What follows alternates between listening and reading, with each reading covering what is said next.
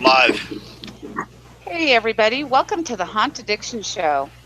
I'm Dr. Chris Steffens. And I'm your resident bloodsucker, Jim. Welcome to our show tonight. Tonight we're talking to some wonderful vendors who will be at MHC. I'd like to introduce you to our patients, guests.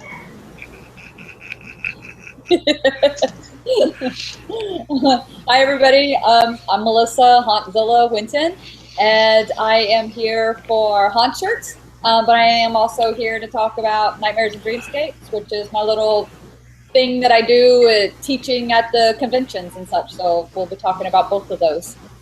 Thanks for having me on the show. Thank you for being here. And we also have Ryan. Ryan. Hello. How are you? Introduce yourself. My name's Ryan. I'm from SpiderHill Prop Works.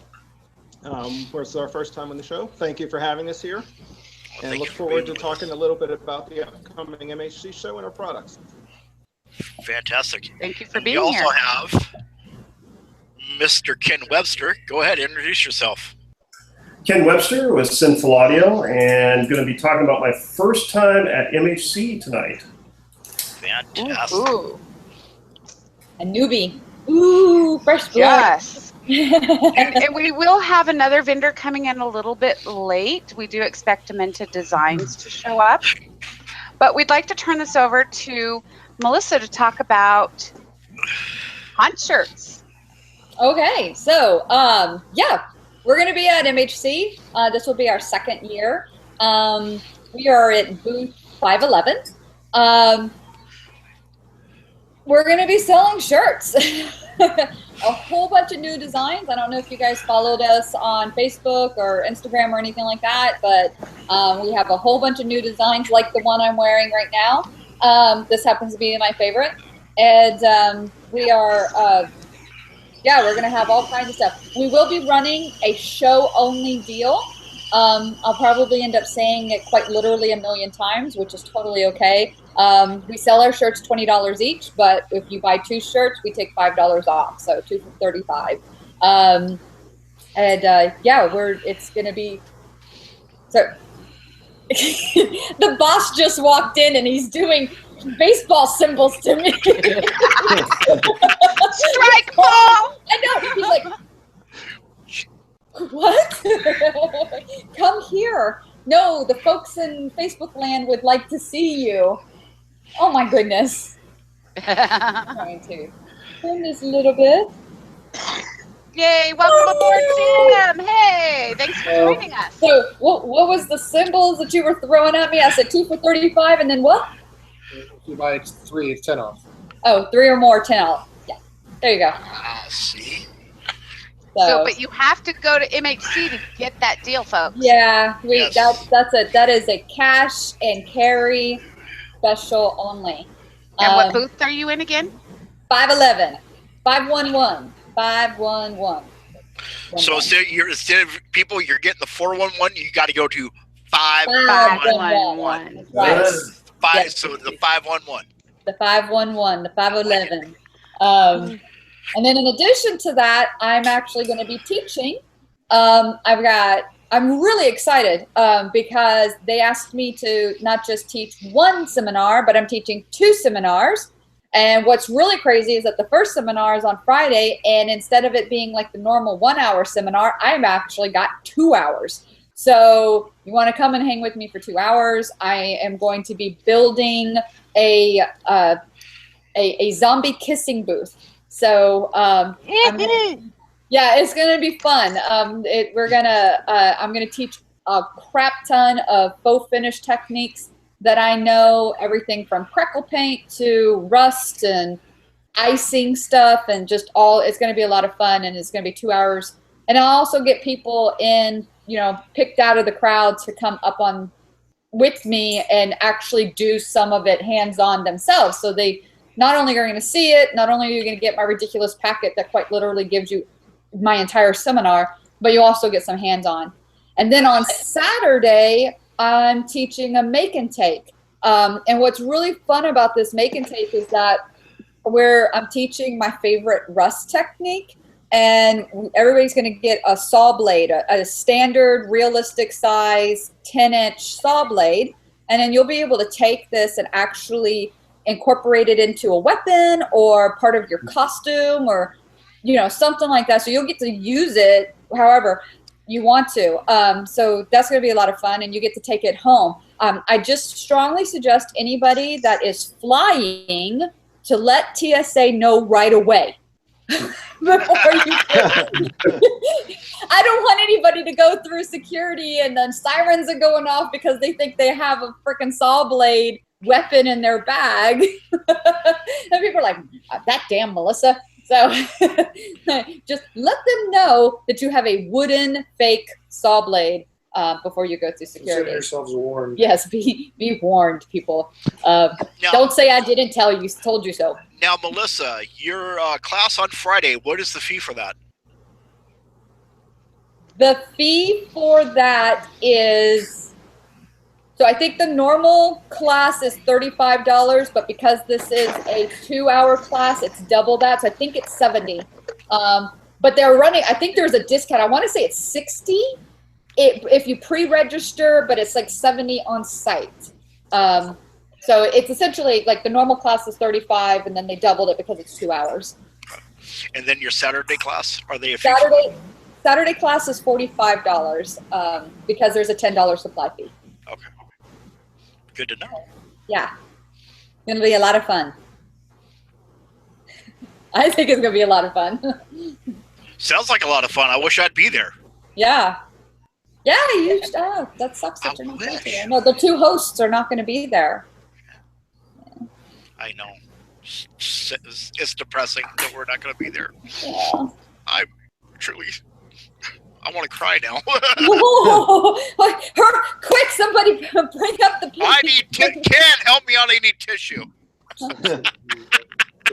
Thanks, buddy. Yeah. I appreciate that. And just to let our guests know, the people that are watching know, if you go to the our Haunted Addiction Show page, if you have questions for any of our guests, feel free to post your questions at the link I shared on the Haunted Addiction Show. Yes. Ryan, you are so new to us, and you have such a great product. Tell us about your product and where you're going to be. This is actually our fourth year at MHC. We're going to be at booth 623. We'll be all the way on the back side of the show, on the far left as you walk into the show. We've been in that booth. This will be our second year there. A lot of you that know us, some of you don't. Basically what we are, we're a hardware provider. We provide parts and kits to build static and animated props. Our mainstay is some of our PVC fittings. Our spider joints is probably what we're most known for. This is our own design. We have them made for us, so we don't, they're exclusively our parts. Our second product that's ours, it's exclusive, is our bases, our mounting bases in PVC.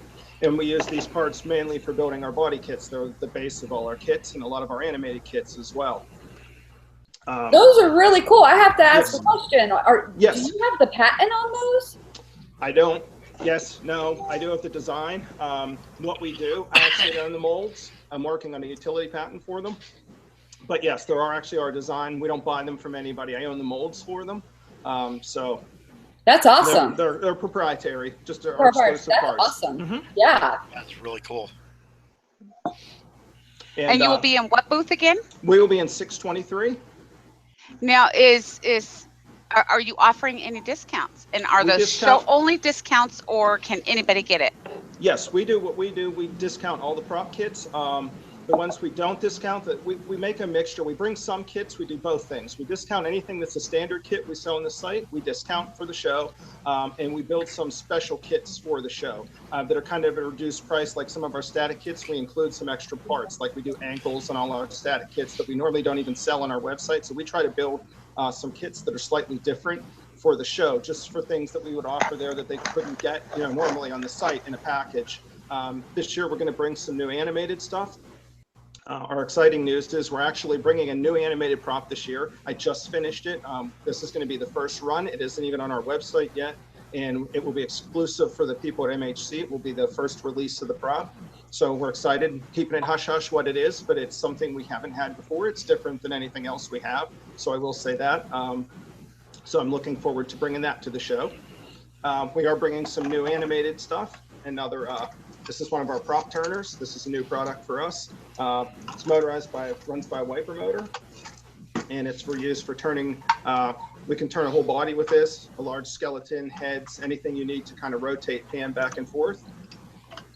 Very cool. Yeah. That is great. And you are in booth? 623. 623. Yes. So we have Melissa with Hans shirts in 511. 511. and Ken in booth 623. No, that'd be I'm Ryan. sorry, Ryan. That's right. Ryan. Come We're on, close. get it right. SpiderHill. Gotta forgive the doctor. She's have. As long as I get your medication right, we're good. Yeah, this is true. Yeah. Ken, now you are going to be new to MHC this year. That's right. I'm going to be one of the newbies, and I hear that the initiation is a little rigorous, so I'm a little nervous. It is. It is. Yeah. There's going to be a lot of blackouts. You're not going to remember a whole lot. It's just the way it is. Sorry. Okay. Melissa, did you tell him that that he might get hung off of the balcony at the brewery or something too? Oh, see, I never stayed at the brewery because I heard a lot of horror stories from the brewery. So anything goes at the brewery. Sorry. Man. If I had a nickel for every time I was hung off a balcony, I'd be rich. Hey, wait! I didn't hang you off the balcony at West Coast, Ken. So you escaped at least one. Yeah, but we were on the first floor at the time, weren't we? That could be true. That's funny. So Ken, tell us about what you do and your business. Okay, well, Sinful Audio. I'm in booth 617 this year, very close to where Ryan's going to be. So this year, I'm bringing something a little new to the Midwest Hunters Convention. We came out with a line of prop sound effects. One moment while I turn off my phone. There we go. I thought that was a sound effect. What? It was a sound effect. If I had written that sound effect, I'd be retiring right now. That would have been great. So anyway, long story short, we came out with some prop sound effects this year. We wanted to gear something towards, and Ryan was the inspiration for this. So I'll be at booth 617, myself and Dave and Tammy Boston. We're going to be showing off a lot of new sound effects and audio reinforcement, including some really cool Bluetooth speakers, some that blend in really well to outdoor environments, that are weatherproof, all that good stuff. So definitely got to come by 617. We've got a lot of new stuff, and I'm excited as well as a little nervous about the balcony hangings. But, I think we're going to enjoy ourselves. So.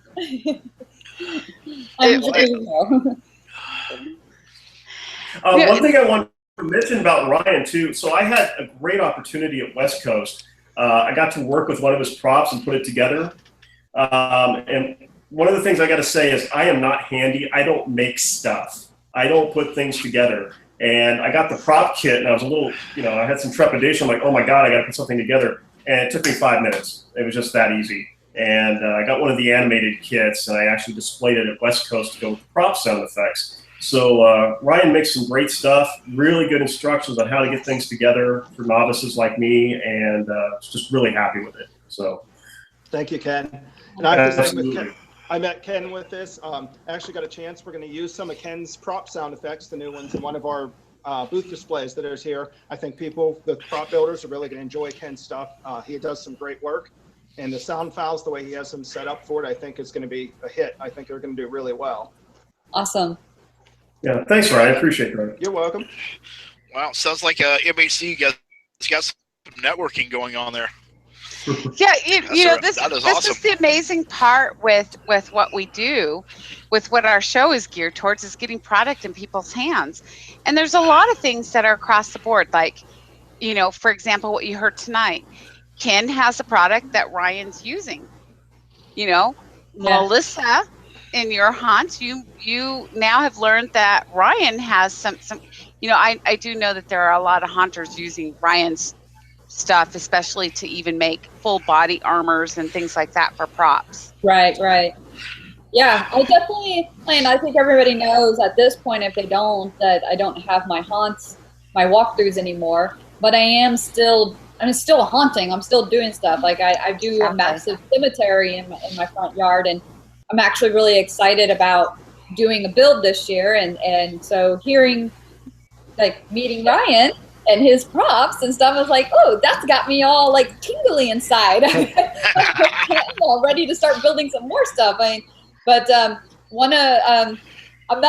kind of torn between two that I don't know which one I'm gonna do, but and I'm not gonna say what it is because I want to surprise everybody as I'm building it. But there is one in particular. I think everybody knew of my Azrael, and Azrael is in a really awesome home in Louisiana, but I miss Azrael terribly, and I think I will be making an Azrael too this year. Wow. A little bit different. I'm going to modify it a little bit, but yeah. But I want him. Breaking news here, folks. She's making another Azrael. Azrael too. Another Azrael, and I want him to be bigger and better, and I want him to move. So I will probably be. I got your number, Ryan.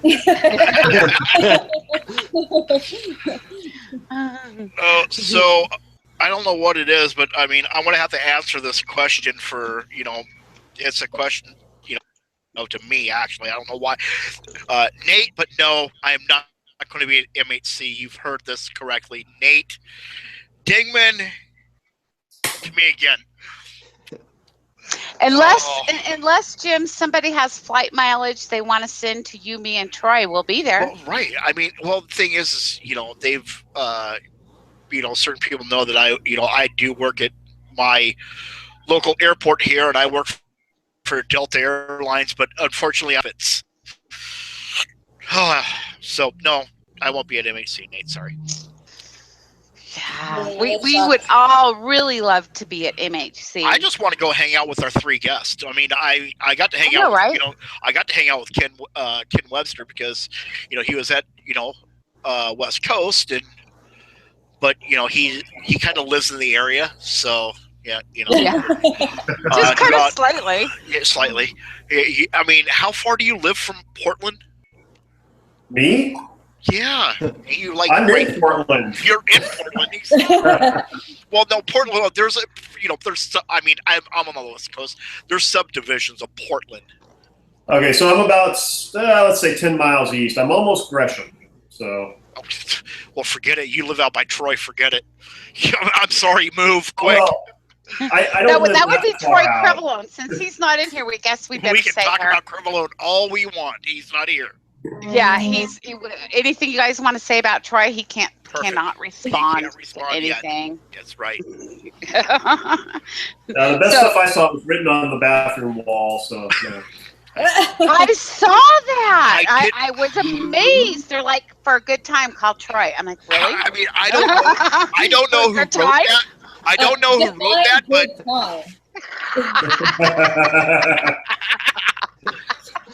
I have no idea where that come from. It wasn't me. I didn't have any Sharpies with me for that class. Oh, wait. I had oil markers. Does that count? Yeah. Yeah.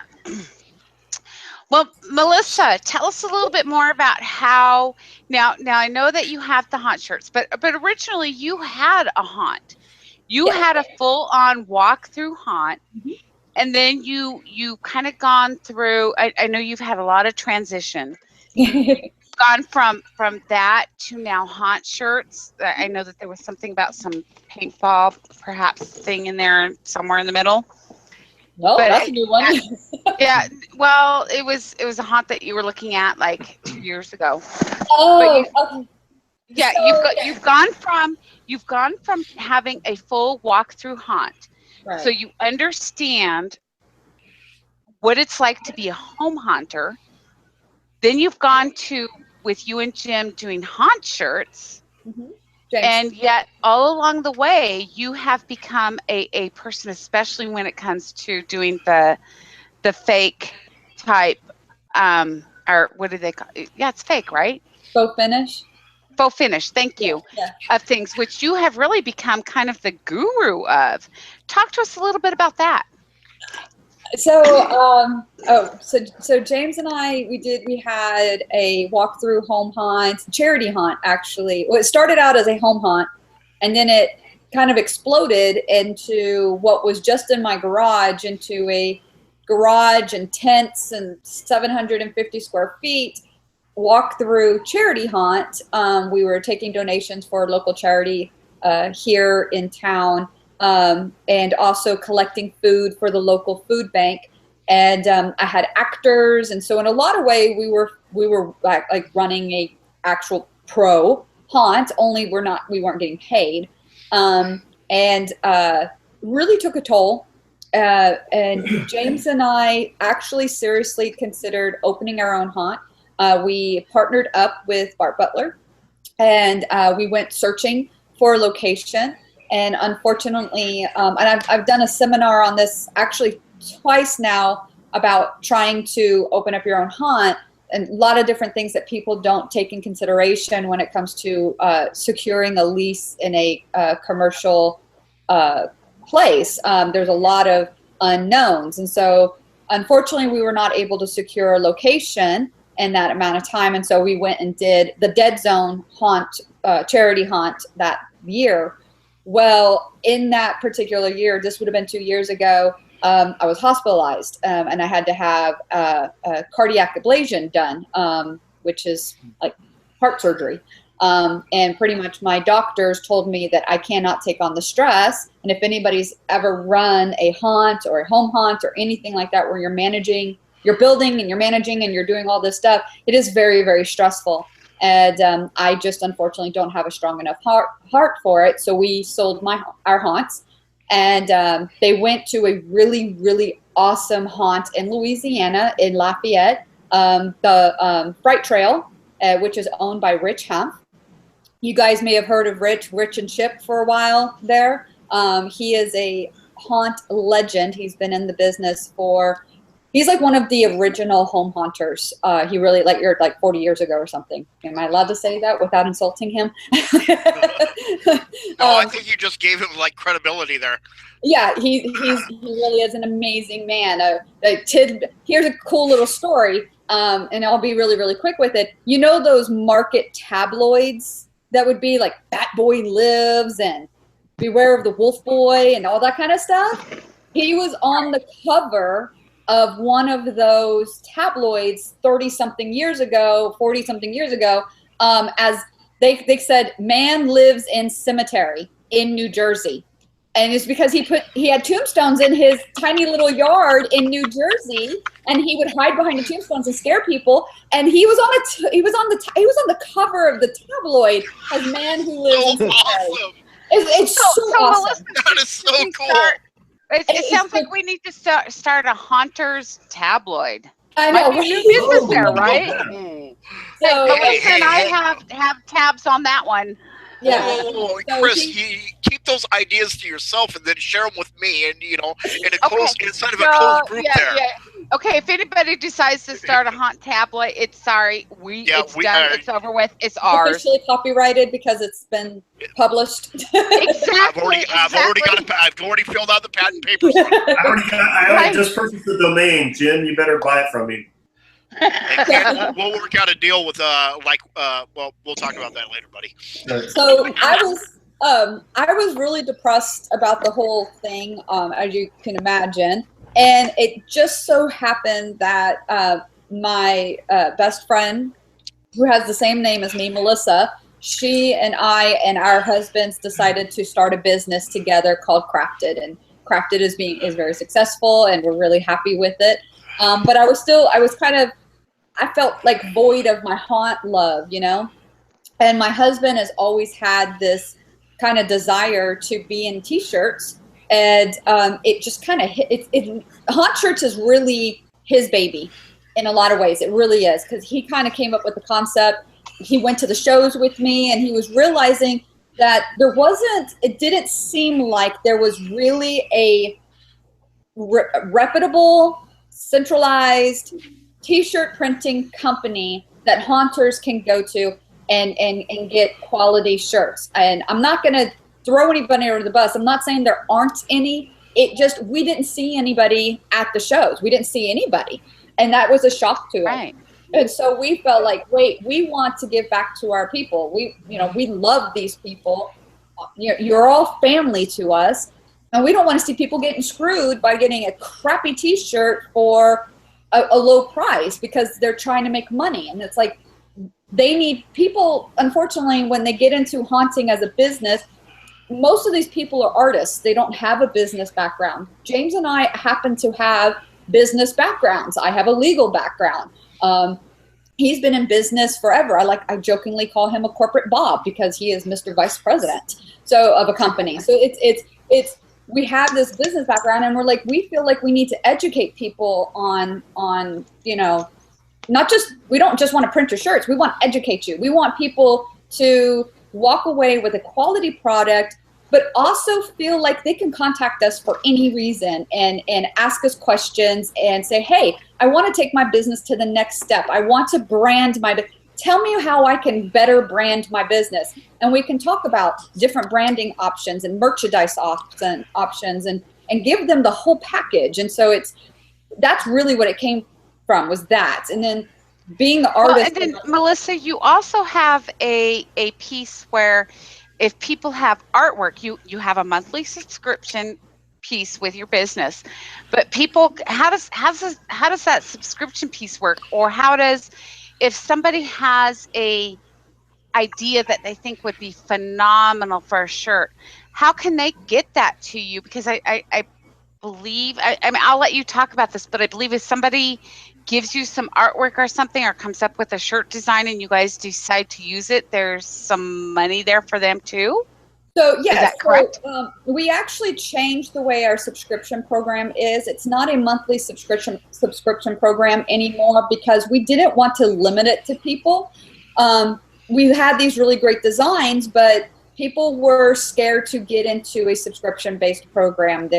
People get very concerned about automatic renewals and all that kind of stuff. And we didn't want to limit these designs to just those people that were in the subscription program. It was great in theory, it's a great idea, but the more we thought about it, we didn't want to limit it. We wanted to open it up. So we've actually changed it to where it's not a subscription program so much as it is a artwork of the month kind of program, and anybody can buy it.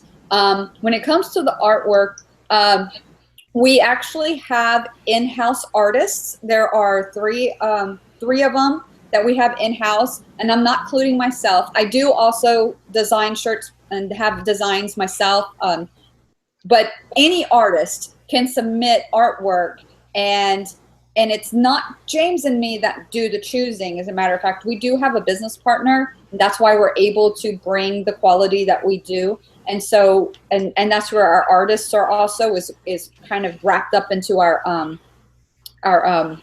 business partner. And so we all look at it. Everybody looks at it. We don't cast the vote. There's a vote that goes in, and potentially your artwork will get chosen. And if your artwork is chosen, you get paid.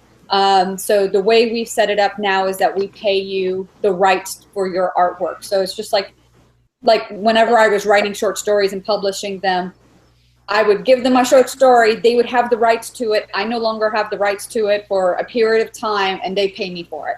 And it's the same kind of thing. You give us the rights to the artwork for a period of time. Usually it's about a year, meaning you can't submit this artwork anywhere else, but you get paid for it. And after that year, then you have it back. If somebody's interested in doing that, how would they do that? You just go to our website. There's a section there that you can submit artwork to us.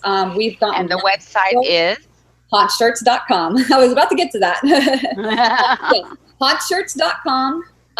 Submit artwork. There's a link or tab there or something on the screen that you just go to, and you can submit artwork. The only way we accept artwork is through vector files. So PNGs, PSDs, AIs, those kind of things, EPSs. So as long as it's a vector file, huh? No, not JPEG. Not JPEG, because To explain, the reason why we can't do a JPEG or a PDF is because that is a single flat image. When it's a vector file, it's got layers, and each layer is a different color. So if somebody submits a piece of artwork that's got 4 colors to it, we can now we can take that 4 vector or those 4 color files and submit it to our machines and be able to print each of those colors on our printers, our screen printers. If you send so question then would be if somebody has some artwork that they would like to submit. Yes. And they may not understand these other files that you're talking about. Mm-hmm. Would you walk them through being able to, or showing them how to submit it through the ways that you guys need it for your machines? I don't know that I can. I don't think I'm knowledgeable enough. Because I know how to use those programs, but how to transform a drawing to one of the vector files, Google is your friend. Yeah. Google, folks, it's everybody's friend. Just stay away from Wikipedia.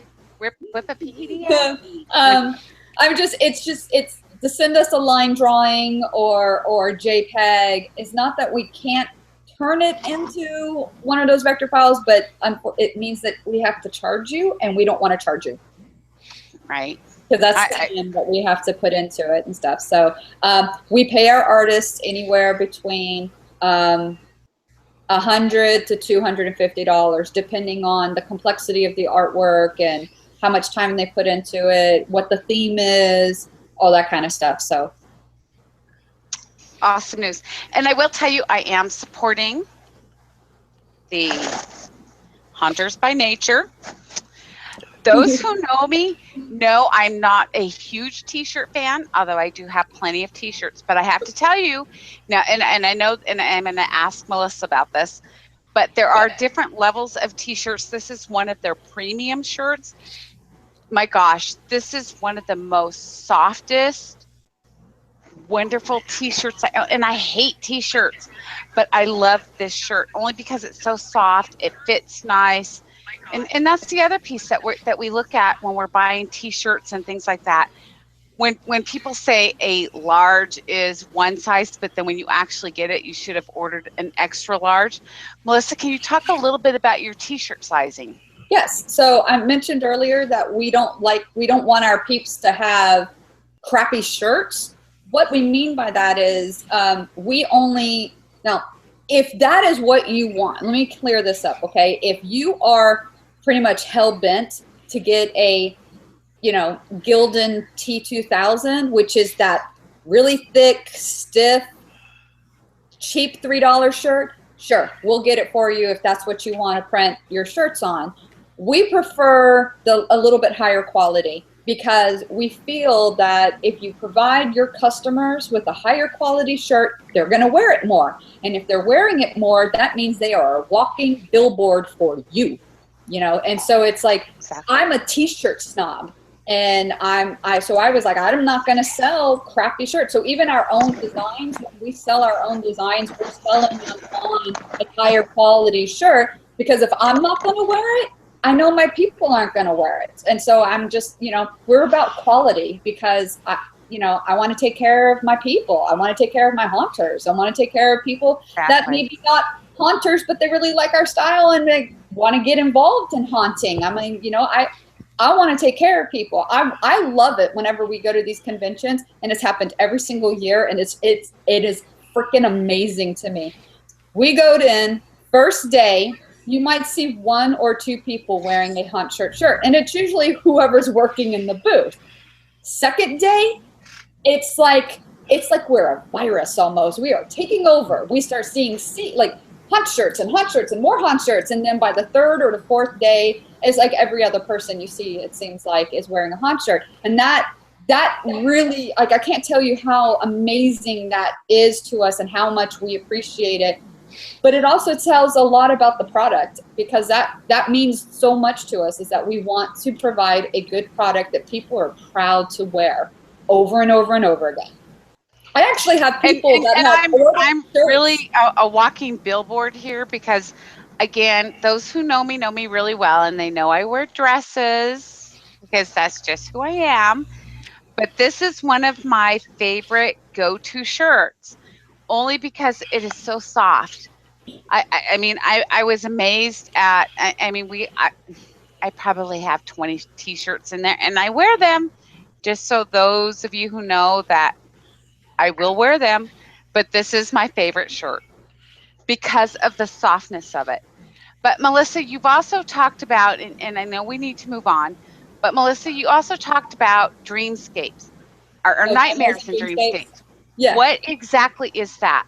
So Nightmares and Dreamscapes is kind of what I call like my production company. So I've had haunts actually hire me to come out and build and design sets for them. And so I felt like I needed to create a business to represent that artistic side of me. And so that's Nightmares and Dreamscapes. And so whenever I'm teaching at any of these conventions, it's me with Nightmares and Dreamscapes. If somebody at a haunt wants a room designed or set design or a haunt design or whatever, or build out or faux finish work or whatever, it's through that my production company, Nightmares and Dreamscapes. That's phenomenal. Okay. Thank you, Melissa. We're going to go ahead and move. Real quick. Yeah. Quick, I got a question for Melissa. Okay. Mike Ross wants to know, why are you so awesome? Oh my God. I call bullshit. Oh my God. No, red. My gosh. Yep, you heard it here first, folks. She is awesome. Oh gosh. If I'm not mistaken, I think she's actually blushing. I know. Mike Ross, Sinister Sydney, you made Melissa Whitten blush. You did. Right? What the heck? Oh my gosh. Oh, God. I'm not. I care about people. Sometimes it gets me into trouble, but that's, yeah. I just want to. I don't like things to be about me. I'm like, I want to focus on you. I want to give to you because you guys are awesome. I love you guys. So, and again, real quick, where are you going to be at MHC? 511, and I will be teaching on Friday and Saturday. Awesome. Let's go ahead and move to, yes. Yeah, go ahead. I was going to say, who do you want to move on to? Are we going to move on to Ken?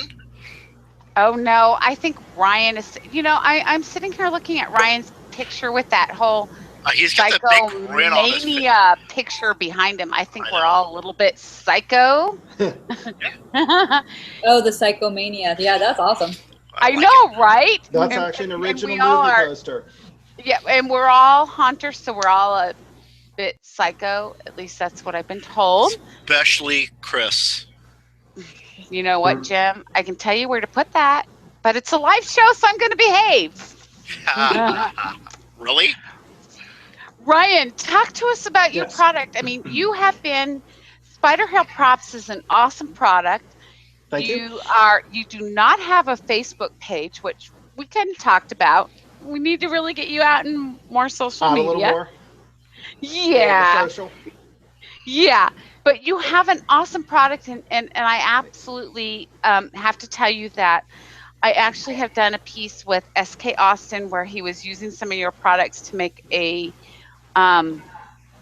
witch piece that, SK, if you're listening, it still needs to be finished. But you have an awesome product, so tell us about your product. Okay. Basically, I started like many others did with the home haunt. I did it for several years, and I'm not really sure.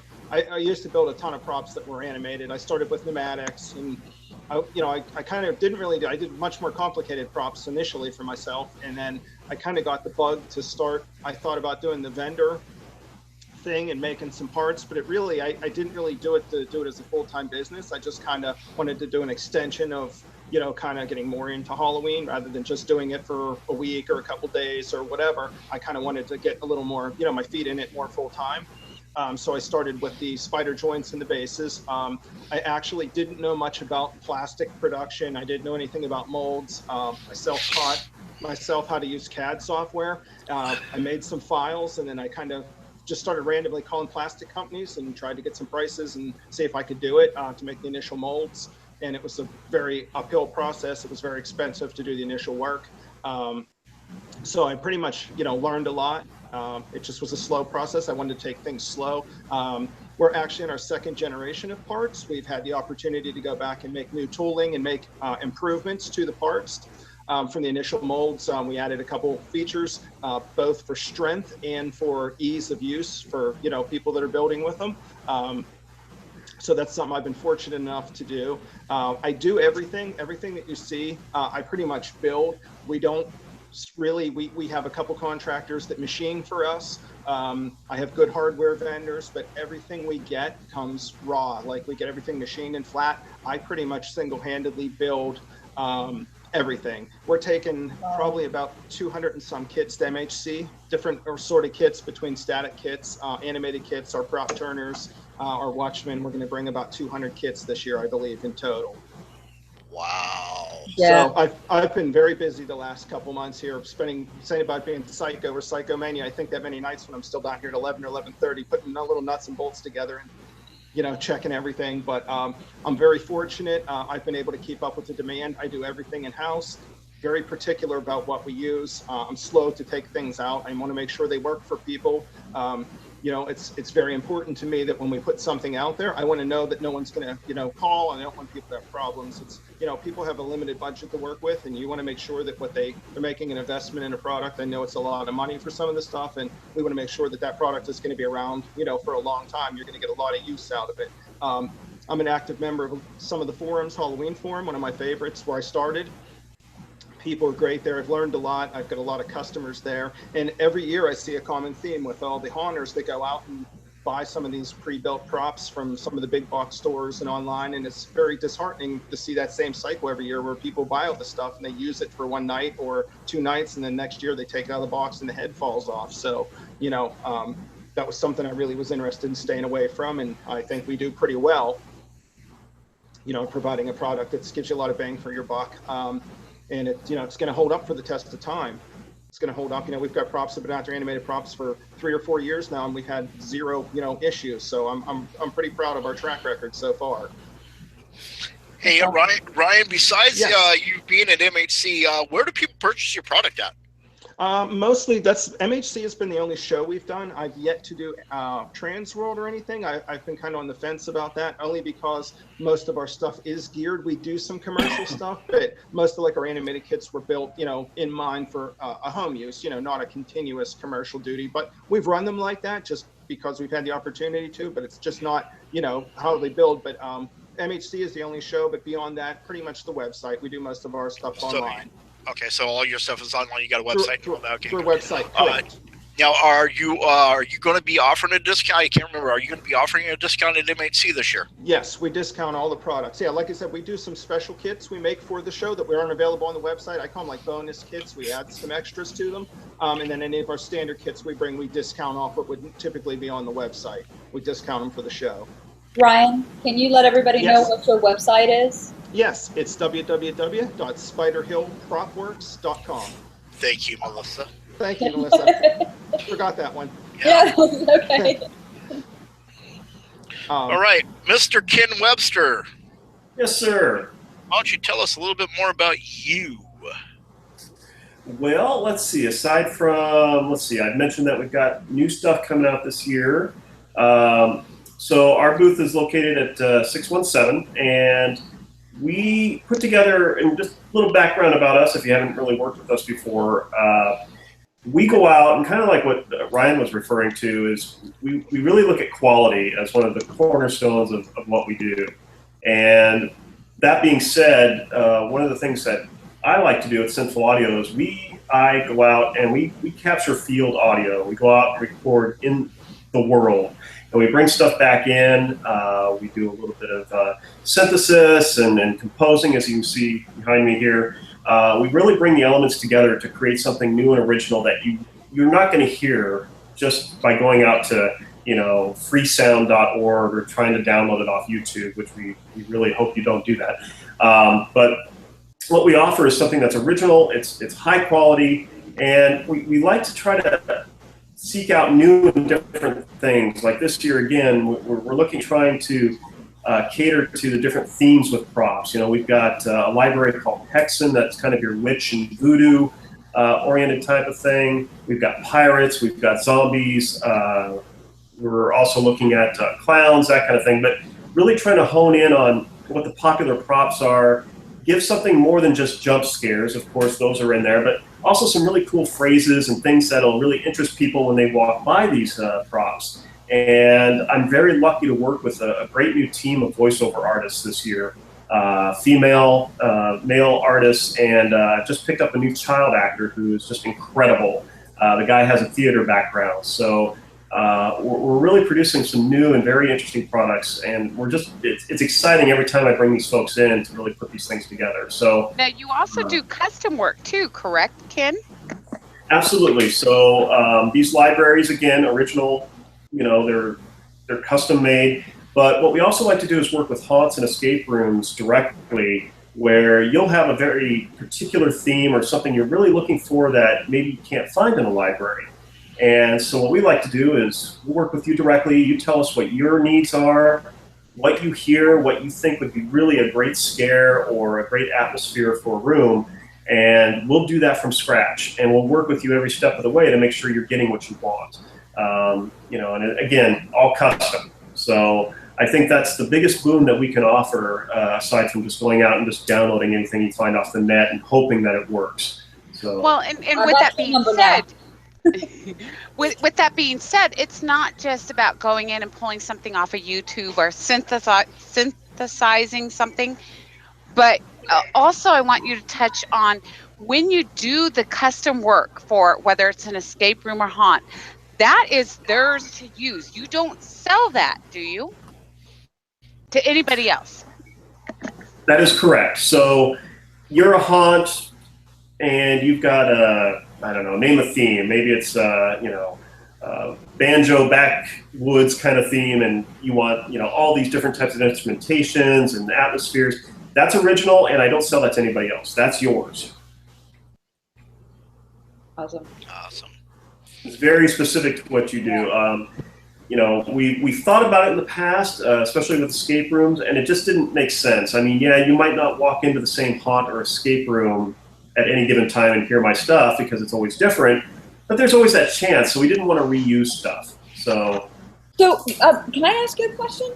Because I'm really interested in this, and I will admit, like with my cemetery, I have music, not music, I have sound effects, but I have not found a sound effect that I want for my cemetery yet. Like, it seems like if you look up any kind of music for a cemetery, there's either organs and stuff in the background or there's zombie sounds in the background, and that's not the feel I'm wanting for my cemetery.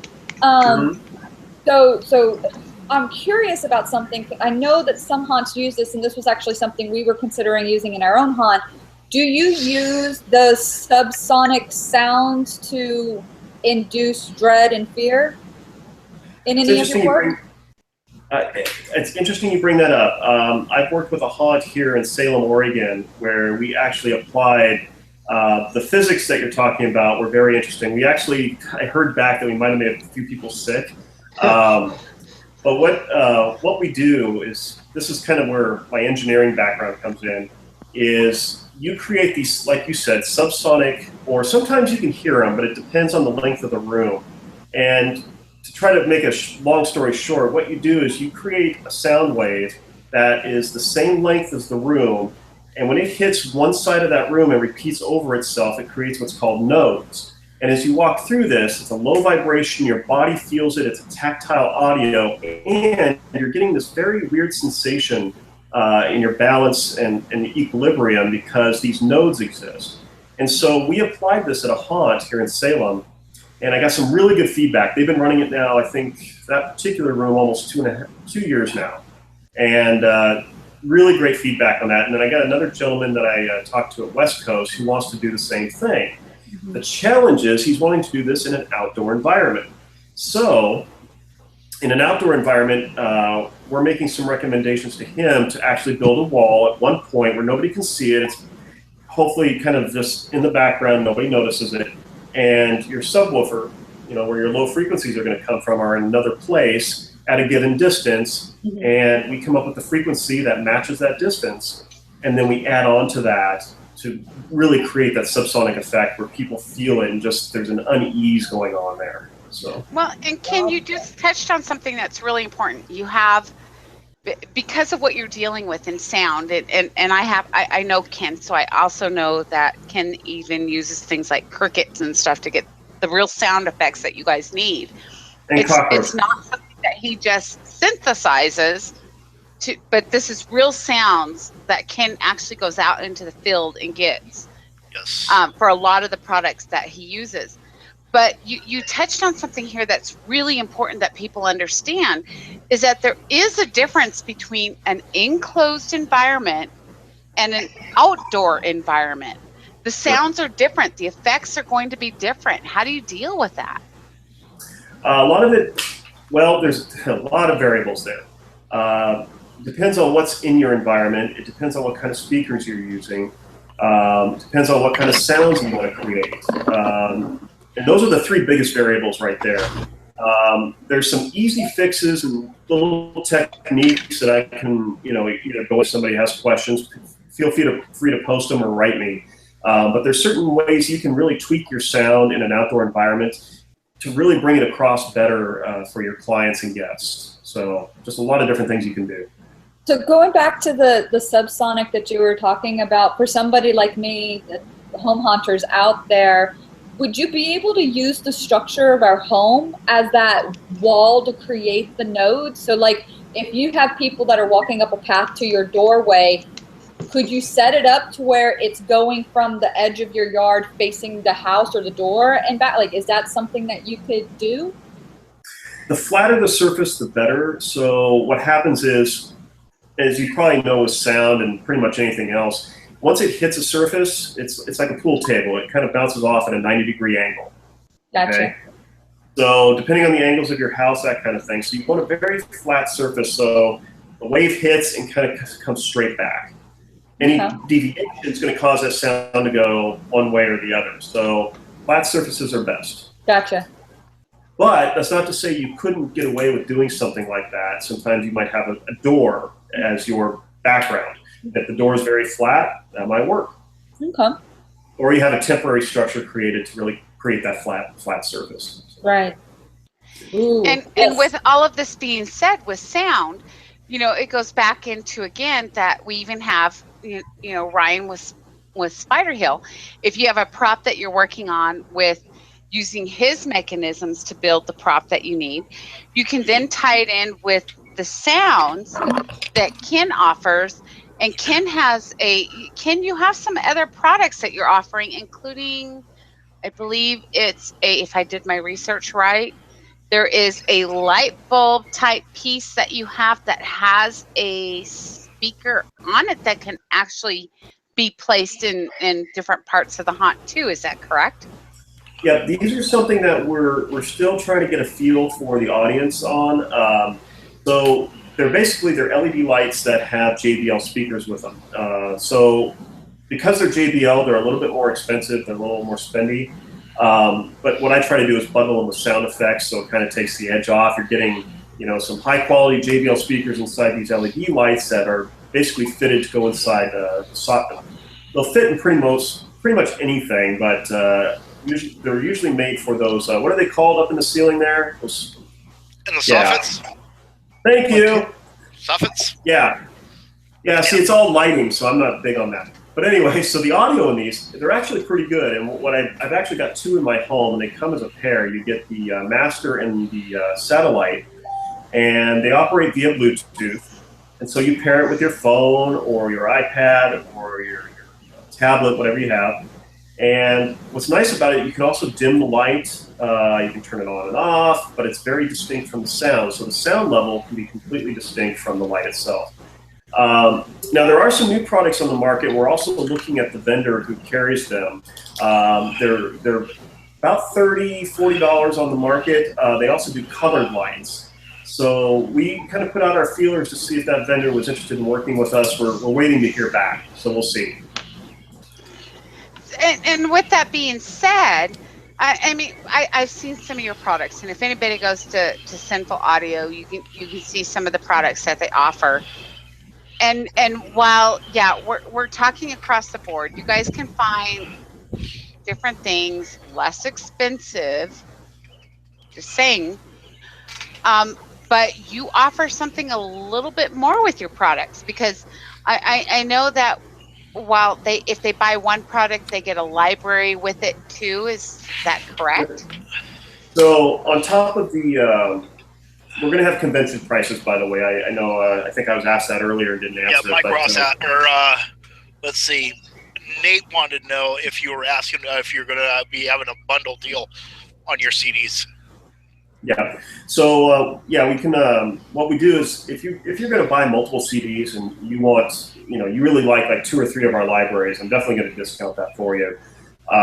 What I also did is this year, for the first time, we put together bundles of sound effects and amps, speakers, that kind of thing, so that you can go in and say, hey, I like this bundle, this fits, this is a turnkey situation for me. You can just get the bundle, and it comes in at a really good price at that point.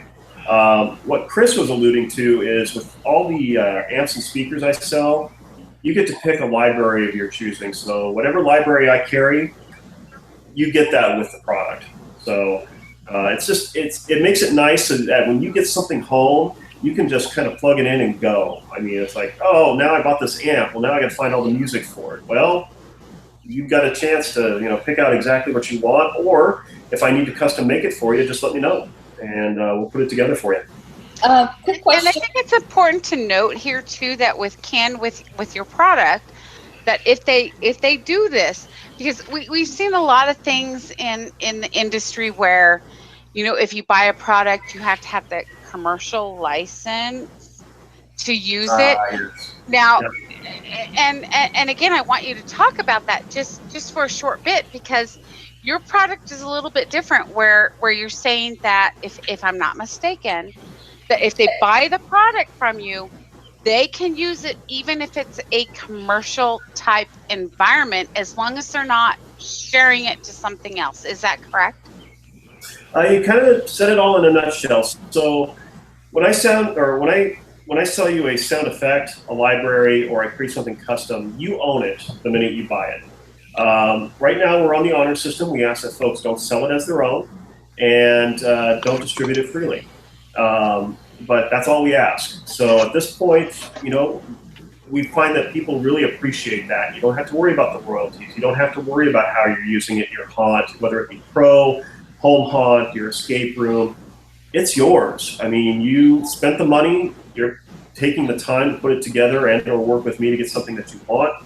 You should own that product. And honestly, the easier we can make it for you, the better. You might see a lot of stuff online. Facebook has a lot of ads for this too, where people are talking about these revolutions in royalties and all this fun stuff. And it's like, yeah, the biggest revolution you could have is that you own it the minute you buy it and can do with what you want. But again, the only thing, just don't sell it. And if you do, put my name on it, and then I'm going to ask for royalties. Yeah. So I actually have a question. When it comes to format, do you only provide CDs, or do you also provide sound bits or S cards or SD cards? To be honest, the primary format I provide is on USB drive. Okay. Okay. And the de facto audio format I deliver in is MP3. It seems 99% of people use that. That's what they prefer. That's a lot of what their equipment needs to actually play. We also offer, in those same bundles, if you want, you can have higher quality, CD quality, film quality, or higher. We record at the highest level possible, which is 32-bit 96, or I'm sorry, that's not the highest possible. We record at 32-bit 96 kilohertz. And from all the way down to film quality, which is a little less than that, MP3 is obviously compressed. You can kind of get anywhere in that range that you want. Just feel free to ask. But most people, they're just like, yeah, I need an MP3 because it works with my player. And that's how we offer it. So. Gotcha. Awesome. Ken, I'm sorry, Ryan. Yes.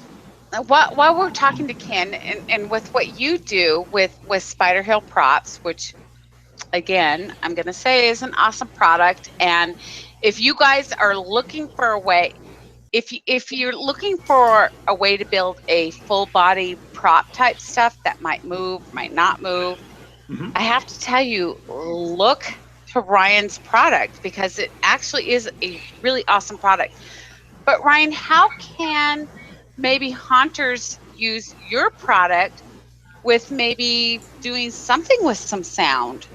Is that Well, I'm hoping I'm not putting on the spot too much, but no. Actually, I have right here on my desk. I have this little. This is actually a little motion activated MP3 player, basically, and I have it loaded. I'm going to be taking this to MHC for one of our booth props, and Ken was kind enough to provide us with some of the new files. I don't want to give too much away, but it's going to be a clown, so it is some of the clown and carnival sounds on here, and it is fantastic. It sounds really good. We're just really going to use it to enhance the prop. I'm actually working with Ken. We're hoping that we're going to put a sign on it. We're hoping that people will see it in our props, see the whole picture with the, you know, with the finished prop and the sound, and I'll be able to point them right to Ken, who'll be like 2 booths down from us. So it should really, you know, I'm hoping that's going to help out, you know, both of us, you know, a lot for the show. Okay, oh my gosh. Okay, so tell me how much that is, and are you going to have 15 for me? The little sound players? Yes, I like seriously want to put one on almost every single one of my tombstones now. Like Ken, I believe Ken can help you with that. Let me know how many you want. Yes. Oh, yes. I want lots of those little, and I just want to put them on every single tombstone. So you see, folks, how even though we are in so many different worlds, whether you're doing sound or like Ryan, he's got this awesome product for the SpiderHill Props Works, and again, check them out. But you can see how where the show's kind of going, how just between the 3 people we have in here, you can really use things across the board, and it's not just for what we're doing, but for the home hunters too. I mean, it's phenomenal, and I wanted you guys to talk a little bit more about what your thoughts are. And you know, Melissa, I know you're going to doing more of a yard display. How can Ken maybe help you out with sound? How can Ryan maybe help you out with maybe a prop idea? And Ryan, you actually even talked about a new piece that you're going to offer. Yes. Yes. Of course, guys. Yes.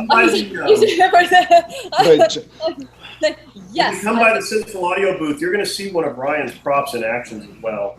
Awesome. Yeah. No, I'm being like dead serious. I want to come by both of your booths and talk serious about. I want to, obviously each year I want to make it better for my neighbor. So because of our walkthrough, last year we didn't do a walkthrough. It was the first year in 4 years that we didn't do a walkthrough, but we still had like 400 people show up at our house, and they liked the yard hunt. You know, they liked the goat or the pumpkins that were singing, and you know, all of that, and they really loved the tombstones and stuff, and the fog, but it wasn't the same. And so we weren't disappointed, but it was one of those like, yeah, I just can't do a huge production like that. But each year there's going to be something bigger and better, and you know, that's really what I want to do with my yard. I can't go too big, but I want to be able to do stuff to where it tops the year before. So like building another Azrael, like definitely want to do that, but I want to make them better than the original. I want to make them move. And so, you know, I definitely want to talk to you about mechanics and how I can go about making him move, and talking specifically on what parts of him I want to move.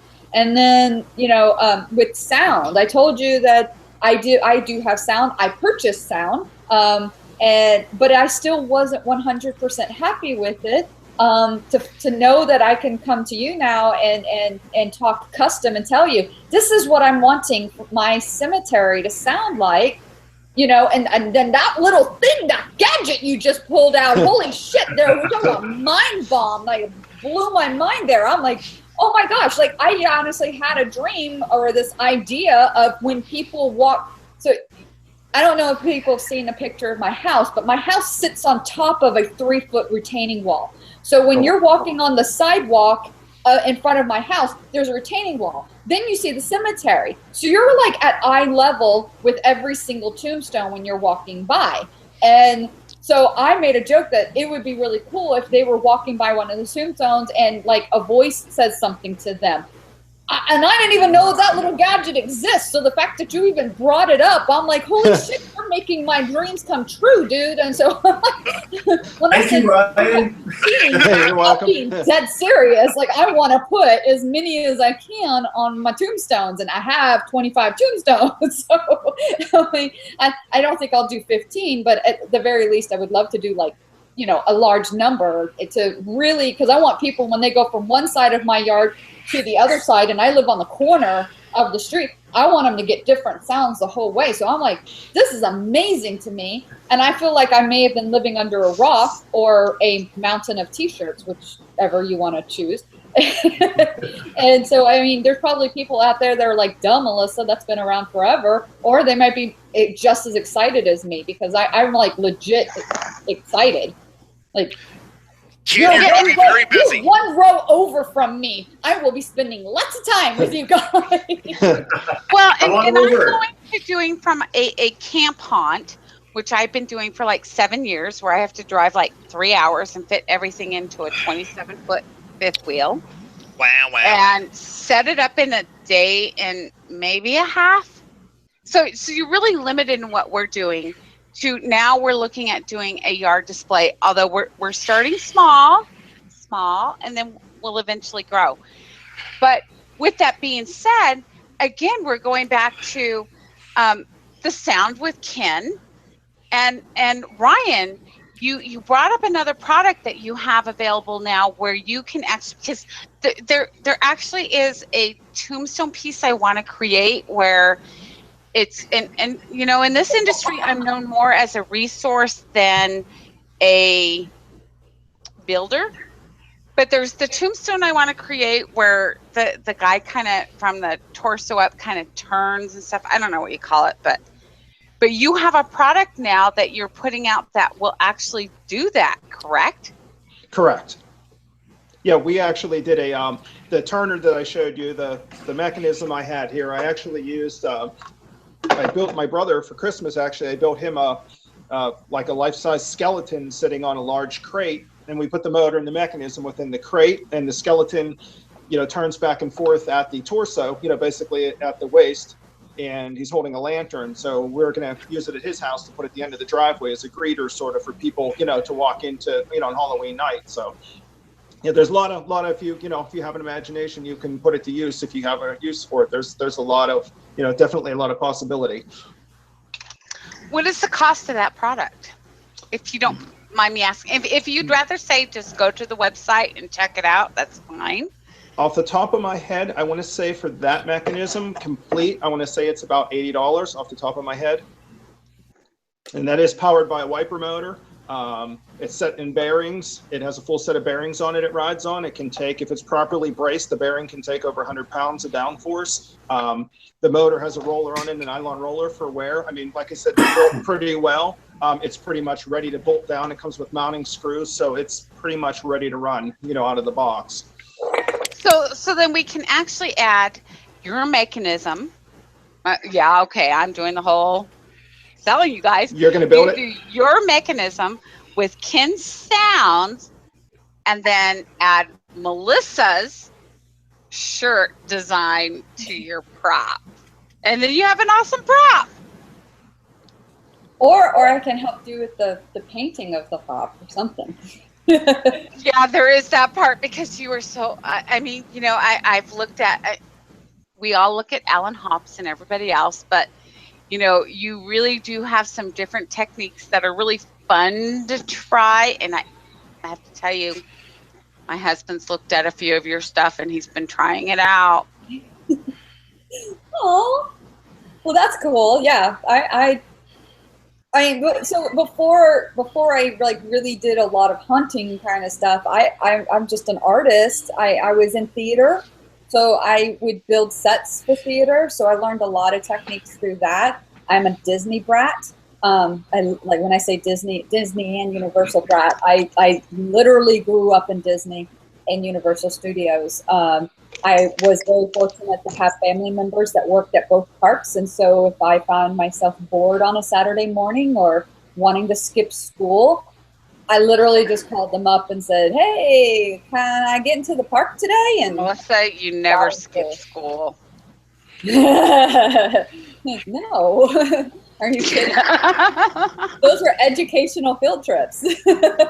Yeah, you know, I have to tell you, I used to tell my kids, and they're a lot older, but I used to tell my kids, if you think it and try it, just know I've done it. It's not going to work. True. I'd say the same thing to my kids. Okay. But I also did like faux finish work for contractors. So people who wanted the faux marble on their walls, I mean, I did that kind of stuff too. So. Jim, did you have something? Yeah. I think I got a question. I'm pretty sure this question is for Ken from Nate Dingman. Well, you can't help it. There's no help for Nate anyway, but this is for Ken.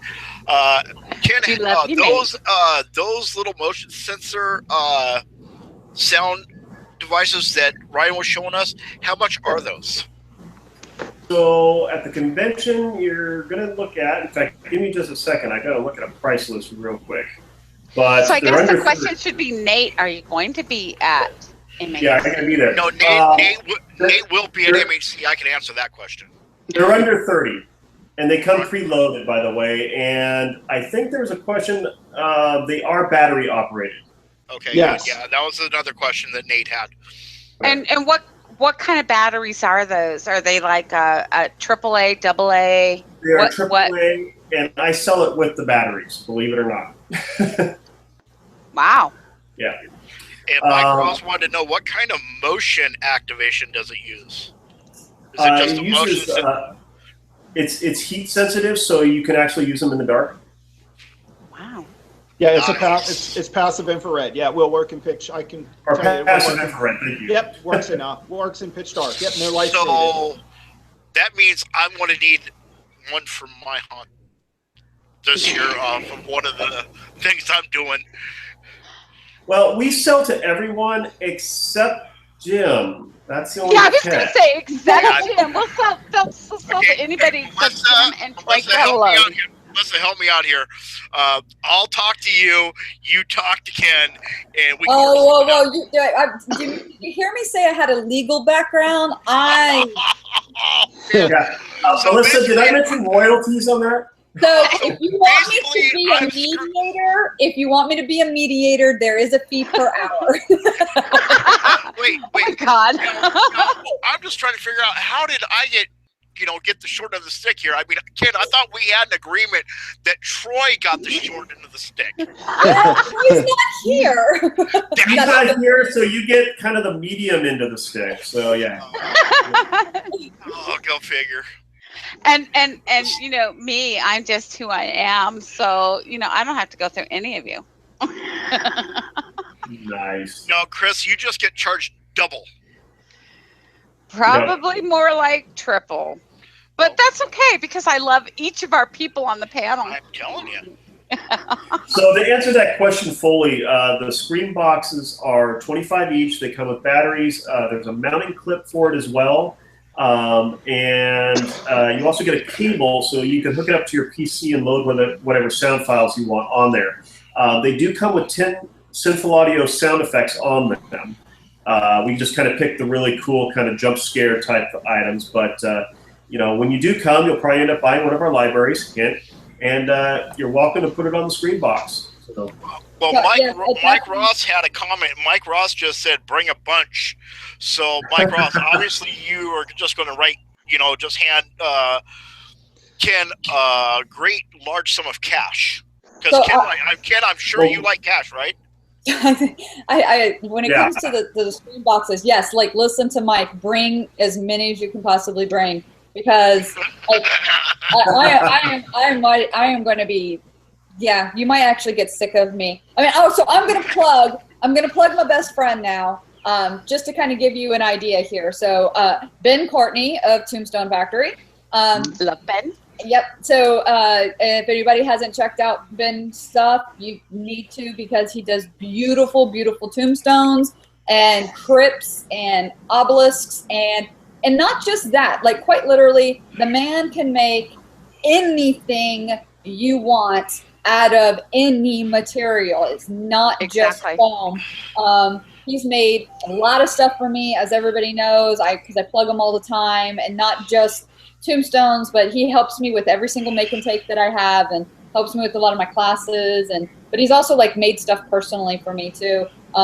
I think I might be using him a little bit, but that's okay, because I think he likes to be used. So I'm joking. Don't tell anybody that, Melissa. I'm joking. Totally joking. But no, so talking about the emails going, I need this, this, and this. Yeah. And then you're out. So talking about the tombstones, if anybody has ever seen his tombstones, he's got some really amazing themed tombstones. So when it comes to sound, I'm gonna like custom sounds for specific tombstones that are like my favorite. Those are gonna be like, I definitely want to do that now. Like the fact that the capabilities are there, and you know, I'm really safe. And I think the difference is while we're talking about Ben, and he's not on our show, perhaps we should have had him on here, but Ben has a way to be able to make the tombstones or crypts or whatever you want, which can actually even house your light controllers, your fog machines, and things like that. So it makes a lot of sense in what Melissa's saying, because again, even though we are in different areas of the haunt industry, whether you're a home haunter, a pro haunter, whether you're doing a yard display or an elaborate party, all of these people have a product that can help you. Ben's product can actually help you hide those wires and things like that you're not wanting to be seen. Well, Ken can offer you the sounds for those products. And then you've got Ryan, who can offer you the mechanisms that you need for those products. And then you have Melissa, Melissa, I don't want to put your product on my display. I just want to wear it. Whatever you want to do, baby. If you want to wear it, you want to put it on your prop, you want to dress your dog in it. I think we have a couple of pictures. SK dressed his dog in. Whatever you want to do. So makes us happy. So Melissa, I'm just going to get a shirt next year because I'm typically known at West Coast to walk around in just a robe. I will be sport. Yeah, just to let you know, hon. We can print robes. Well, I'm going to have to talk. We're going to have to talk because I might just have to have a custom made robe. Melissa, don't encourage him. His robe today, I don't encourage it. It's just I want to make it clear. Is like, yes, we do T-shirts and we do zip ups and hoodies and all that, but there's so much more that we also do. We can do a complete merchandise package. So like including things like the cup holders with koozies. Koozies, yep, the koozies. Yep. Those are just like stickers and koozies. But we also do like if you want glassware that has your logo on it. You have the keychains. There's like hats and scarves and beanies, and if you can wear it, we can print it. And if you do shot glasses, sorry. Shot glasses, yes. Oh, okay. Yes. We need at least. Ken will need like thousands of those. Well, it's okay. What I will tell you though, and some people may be turned off by this. We don't do one-offs. Well, I take that back. I'm gonna take that back because I'm really, really excited. We kind of kept this a secret, but we just our whole business just bought a really fancy digital printer. So we're actually going to be able to do one-offs now in small, like not for everybody, but it's like, in small quantities, we'll be able to do a certain number of runs of one-offs. But as it is right now, when it comes to the screening, we don't have it in operation just yet.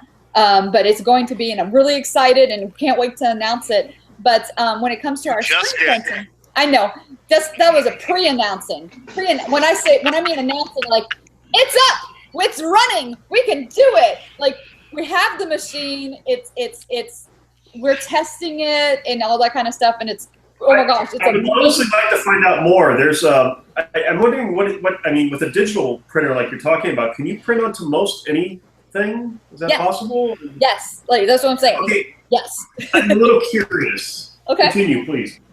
Yeah. So like if you, like I said, I'm not joking. Or if you can wear it, we can print on it, and we might do one something like this. Yeah.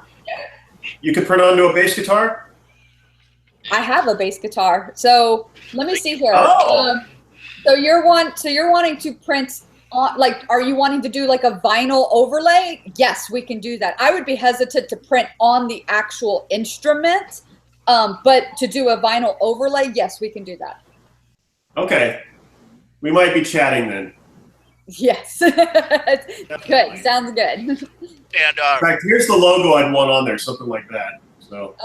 Is it your Sinful Audio logo? Yeah. Yep. Right on. And Ken, just to let you know, Nate Dingman has made another comment. He says, you're going to sell a shit ton of those and put him down for 10. So I want you to hold Nate to that. Okay. If you don't buy 10, just let me know, and I will have a little talk with Nate, because I've took a crap ton of shit from him about not being in MHC this year. So, Nate, you better buy 10 of those from Ken. So Nate is going to MHC? Nate will be at MHC. Okay, so we can talk bad about you, right, Jim? No. Yeah, hey, Nate, just let him know. He and I are gonna have a conversation about you, Jim. So. Okay. Hey, I'm trying to plug. I'm trying to help you out. I'm telling you, if you don't buy 10, let me know. Then I can give him shit about lying to us on on a live feed here. On national television. On national television. So, Nate, you're going to buy at least 10. And from what I heard last night from Nate, he's been working a lot of overtime, so he's got extra money. So instead of buying 10, Nate, I think you should buy 20. That's my opinion. Well, I'll let him contact me directly. I'm not getting in the middle of that. And then make sure Mike Ross buys, like 30 of them. Well, I'm going to have to up my orders then.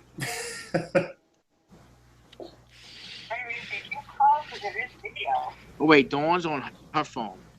Hello? Hello? We have more peoples. Hey!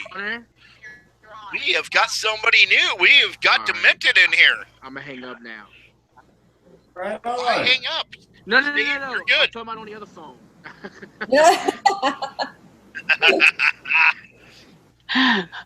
Okay, so as you guys heard, this is John with Demented Designs. I was working with him to get him in, and he kind of came in a backwards way. So you guys heard a conversation, but this is John with Demented Designs Studio, right? So I kind of want him to, if you guys are okay for a minute. John is new to this as well, just like Ryan has been, and I'd like John to talk a little bit about Demented Designs, and then there's also another piece to John where he has Demented Designs, but he also has a movie set piece, and then I believe you also have a transport business too, correct, John? Yes, I do. 18 wheelers. So go ahead and talk to us about your product and what you do. Okay, well, we've been in special effects. I've been doing it since I was 4. We finally made it a hobby into a business now. And we do theme parks, the film industry, and we try to bring our products to more residential, not just commercial. More, favoritism towards a good budget prop,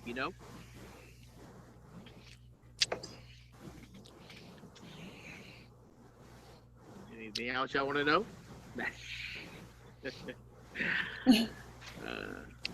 Okay, John. Oh, What? no, You know, did we miss- I see Chris talking, but there's no sound. So I feel like she's trying to say something to us. Oh, but I can't. nothing. Yeah, John was Can you hear breaking me out now? a little bit. Can you hear me now? Yes. Okay. She's Well, trying to communicate. I know he's trying to. John, we've lost your picture, but at least talk to us about Demented Designs and what you offer, as well as I know you're going to be at Midwest Haunters Convention and what booth you're going to be in. Yes, we're at Midwest Haunt Show. We're in booth 123. I'm not going to be bringing a lot of big props to that show, unfortunately. We're bringing smaller props to that show. But we do custom build anything from small props to custom facades. We're pricing range anywhere from give me $30 to thousands of dollars. It depends upon what it is. We've done things for Six Flags, Walt Disney World, a bunch of different theme parks. The one in New York, I'm trying to think of that one. What's one in New York? Oh yeah, that's right. We do proms for schools, the backdrops, backgrounds. We build Mardi Gras floats for New Orleans and Mardi Gras time. We do that too. So it's just not just all about special effects. We do everything. And I will tell you, he does some kind of the gorier stuff too, which is if you guys have ever seen the pie face, I guess is the best way to say it. Yeah. That's I actually saw that recently, and that's really kind of creepy. Yeah, the pie faces, the bags of flesh. I do the 7 heads in the jars. I do the life-size cow beefs, pig heads, pig bodies. I do a lot of gore stuff. I guess that's one of our favorites is gore. And then, John, you also Gore's good. have you also have another business where you also do movie sets. Is that correct? Yeah, that is correct. The last one we did was Sleepwalkers. I've done Top Chef. I know everybody knows Top Chef. They had a holiday special, Halloween special. And if y'all was to see that one, every prop in that was ours. Oh wow! I remember that episode. Nice. Yeah, all the mausoleums, tombstones.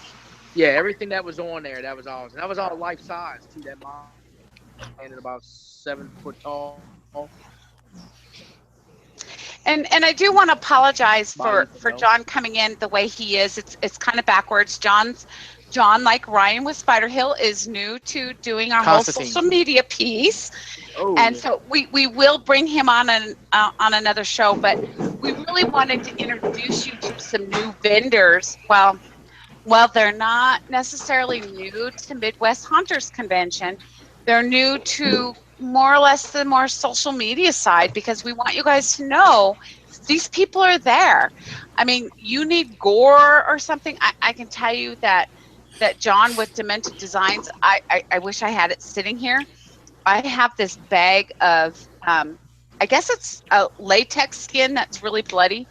Right, it's the flesh. Crazy. I mean, okay, when I brought it back from, Tennessee, was that where I was? Yeah, that was Tennessee. Yeah, my luggage got checked for that. Yeah. Yeah. Well, that was fun. I figured, and I did. I will tell you that I did leave a note in my luggage, and I do this every time I have to go to a convention. Feel free to search my luggage if you really need to sniff my underwear. Please feel free to do so. I don't know if they appreciate that or not, but it seems like my luggage gets checked all the time, and it also seems like I get a body search every time. Wow. I'm not sure why, I heard. but I can think of reasons why. yeah, you just sit there and be quiet. So, John, while you're on here, I'd like to introduce you, because I know you're coming in a little late, and again, Yeah, we're going to have I'm you on sorry. another show. But I'd like to introduce you to Ken Webster with Sinful Audio, Melissa Winton with Haunt Shirts, and Ryan with SpiderHill Props. Hello. Good. How you doing? Good. And what you make? What do y'all make? SpiderHill Props. What's y'all products? We do mostly hardware. We do frame parts for building, like static frames, animated frames, mostly, you know, for building props. But mostly the animatronics. Yep, the hardware side of it. Gotcha. And the audio, what is that? Just like for sound effects and so forth? Yeah, we do, well, quite a bit. We do music, sound effects, sound design, custom work, that kind of thing. Oh, that's good to know. Yeah. And then Melissa's been involved in the industry for a long time. She not only had her own home hunt, but Melissa, don't give me that look. I was gonna say, I don't think I've been here for a long time. Okay, you probably, I've been in this industry for about 5 years now, and I think I've known you in this industry for about as long as that. But Melissa not only has gone from a home hunt, which was very successful, to now, and she does phenomenal faux painting effects and things like that. But they also have another business that is haunt shirts. That is also another phenomenal business that they're offering to haunters. And you make them for businesses also, or just for haunters? Yeah, we're a printer as well as a clothing line. So if you want something printed, we print it. Oh, great! So if we need shirts, I know where to come to then. Yes, come to us. Exactly. Great. So Hauntshirts.com. Hauntshirts.com. And she will be at booth 511. Yes. You're going to Midwest? You'll be at the Midwest? Yeah, we will be at Midwest, booth 511. Okay, I just wrote that down. I'm gonna definitely come. Okay. So yeah, Ken, we'd love to help you out. I'm sorry, you. Ryan. What booth are you at MHC? We're in 623. 623. All right, I'm writing all these down because I'm gonna come visit all y'all. Melissa, what booth are you in? Hey, Keith wrote it down. 511. Yep, 511. And Ken, what booth are you in? 617. And John, correct me if I'm wrong, are you at 123? I'm at 123. Yes, sir. 123. Okay, we chatted a bit a couple days back. So. Oh yeah, we sure did. Yeah, looking forward to meeting you. Same here. Now, John, I want to ask you too really quick. Are you offering any discounts to not only the attendees of MHC, but if somebody is not able to attend, is there a discount for them and how they can get that? Yes, I'll definitely offer that. I'll do 10% off. Yeah, $100 more, 10% off. And we had a code. Let me see if I got that code laying around here. Just give me 1 second. I had a code.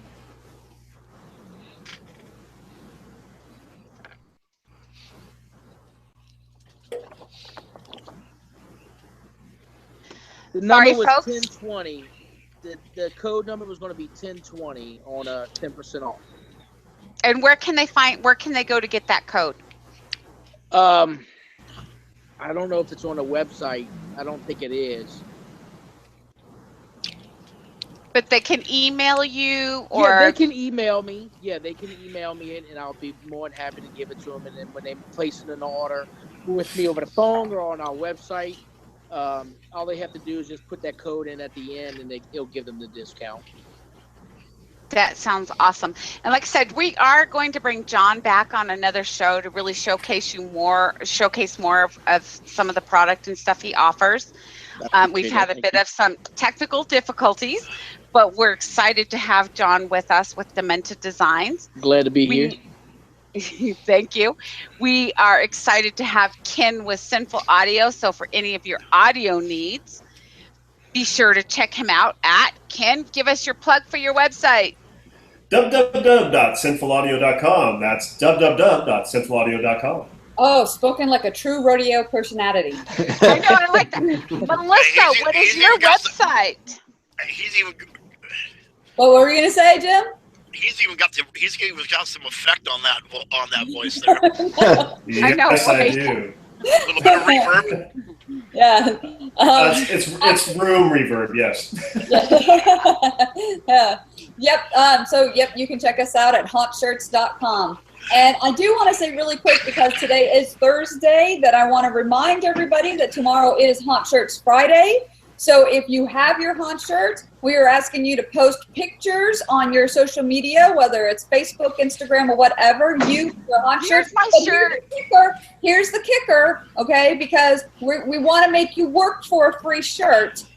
You gotta post a really awesome picture. It can't just be a selfie of you wearing a haunt shirt, because any and everybody does that. And while that's awesome, that's not I have beautiful purple hair. I know. Have you seen Michael Edwards? The man is freaking god of PR, and he right. He posts some amazing wait. stuff.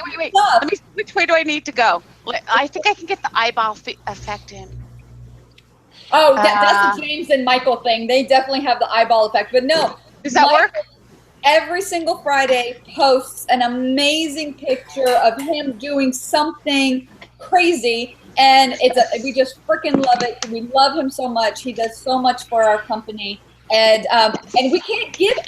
We gave him a shirt. We can't keep another one, but it's like, people, you got to step up that game. You want a free shirt? We want you to work for it. So what you're saying is I'm gonna have to get a haunt shirt now, and I'm gonna have to go bungee jump off the Space Needle in Seattle. But I have purple hair and boobs. Chris, and I have red hair. Michael doesn't have that. And I have red hair and boobs. Okay, I have the purple hair and boobs. Michael Edwards doesn't have that. I'm calling you out, Michael.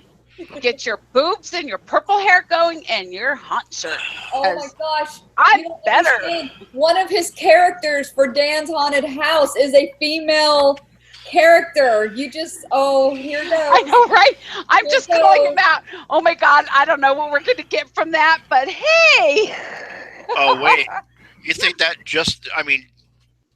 SK, it's something he could do. SK was amazing last year. God, I love that man. God, I love that man. So this is a call out to Michael Edwards. I'm calling you out, Michael Edwards. Read me. Purple hair. My beautiful lips. You can't match it. And Michael, I've got boobs and this great haunt shirt. See if you can match that, buddy. I'm going to get a haunt robe. I'm getting a haunt robe. That's it. No more robes. I'm getting a haunt robe. That's what we're talking. I'm getting a haunt robe. I guess we better share this video to Michael Edwards really quick, because I just called him out. I wanted it. Yeah, you're gonna have to tag him and stuff. Yeah. I need a red robe. I've got a blue one and a black one. I need a red robe. I got your back. Don't worry. We'll figure this out. We will figure this out. Yeah, right. We're going to need to at this point. So, well, I'd like to Is this a Hefner type of robe? What's that? Is this a Hefner type of robe? Oh, yes, honey. Oh, yes, absolutely. Oh, wait. Gotcha. You have your robe right there, Jim? Which one? The Northwest Haunters robe. Oh, just give me one minute. Although I will tell you that we all have Northwest Haunters robes. Well, for the most part of us, my husband wore it way better than Jim did. Dun dun dun. Yeah, Jim wore boxers. My husband wore. I'm not going to tell you. Let's just leave it there. I want to. Well, this is John. I got a question to ask y'all real quick. I've never been to Midwest. How is it? So I can tell you. So this is going to be our second show at Midwest, and we've done Transworld also 2 years. I always do Transworld. Yeah, that's the one I always do. Right. So Transworld is very business. It's there's a lot. Don't get me wrong. It's a lot of fun. And you see all the haunters, and there's a lot of events and everything, but you're there to, like, that is the business show. And some people, that's the only show they do, because that's where they're going to make all of their money. MHC, to me, is a show where vendors can go, they're going to make money, but they're also really going to have a good time, because it's a little bit more relaxed. They're not there. I mean, they're there to make money. Don't get me wrong. We are all about making the money also, but it's not one of those, like, make the bank, fill the bank kind of things. We want to make money. We want to make it worth our while, but it's more laid back. it's really a lot more about the networking and hanging out with your friends and seeing these haunters that you only ever see once or twice a year. That's why they have the big masquerade ball. It's like nothing I've ever seen in my entire life. And I've been going to MHC for 4 years now, 2 times as a vendor, and we all go for the masquerade ball. It's a big deal. So for all of you that are new, make sure to bring a costume. Or if you don't have a costume, check out one of the costume folks there, like Dark Stitches. Those are some really great people. I love. Yeah, those are good friends of mine. Yeah. So like, Kevin. so I mean, it's like, I don't know, when going in the trans world, I'm a ball of nerves, because it's like, you know, you really gotta. It's a lot of business, and you're hoping to get as much business as possible, and it's very much business and networking and that kind of thing. Going into MHC, it's a lot more relaxed. It's you know, and it's a very cash and carry show. It's, you know, you're going to get a lot more cash and carry than you will at Trans World, and so it's just both shows are fun. Don't get me wrong, but there's a little less stress, it feels like, going into MHC than going into Trans World. So if I was to be at MHC, I'd just be able to show up in my robe. That'd be a great costume. Yes, there's the robe. Well, I was going to say, there we go. Gotcha. You're my Northwest Haunters Association robe, yes. Okay. Although, Melissa, I think I need to send you my lab coat to do some work on it for me. Well, we have our own lab coats. So we can, yes, you and I are going to have to talk. But Okay. what I'd like to do is we're like an hour and 43 minutes into the show. So I'd like to close this out and start with Melissa. Again, tell us where your booth is, any discounts that you're going to offer. Okay, Haunt Shirts, booth 511. We are offering we sell our shirts singly as $20, but if you buy 2, it's $5 off. If you buy 3, it's $10 off. And I will also be teaching Friday from 10:15 to 12:15, a 2-hour class on scenic painting and faux finish techniques. We'll actually be building a zombie kissing booth. And then on Saturday, I am teaching a make and take at 11 o'clock to 12 o'clock, and you'll get to make a rusted saw blade to add to a weapon, or turn into a weapon, or add to your costume. And tell TSA when you're Yes, going through security. for those who might be new to the show, please make sure that you let TSA know that you have an NDF saw blade, because when it goes through that baggage check, they're gonna think it's a real saw blade, and then sirens. Unless somebody really wants that body check. I mean, if the guy was really good looking, it was kind of fun. I mean, yes. you know, I did the whole. I did the whole. You want to check me?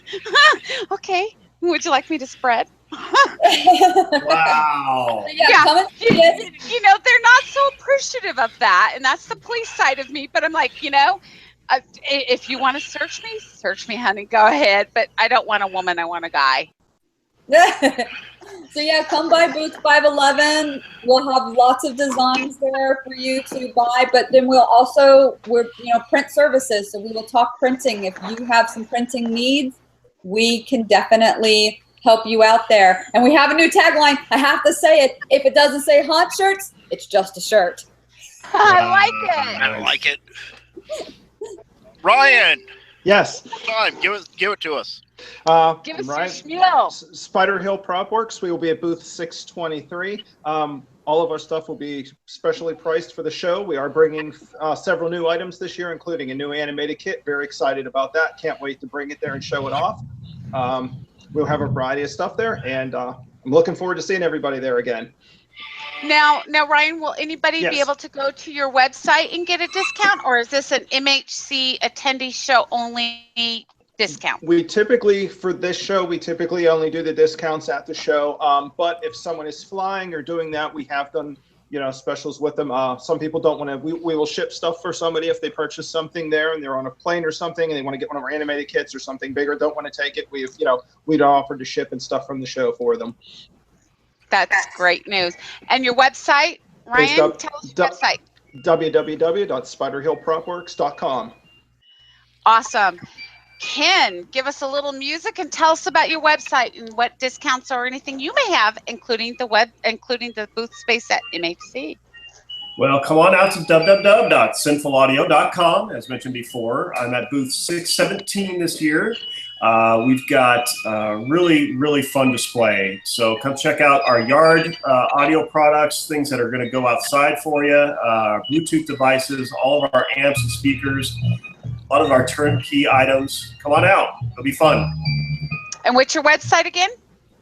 www.sinfulaudio.com. Perfect. John, tell us about Demented Designs. Where are you going to be at MHC? We're going to be at booth 123. We're going to be selling custom gore props, 10% off while you're there. And come on down to the booth. Why be normal when you could be demented? Exactly. And John, what is your website? www.DementedDesignStudios.com. Thank you. I'd like to thank each of our patients, victims. Oh no, I guess you guys are guests, huh?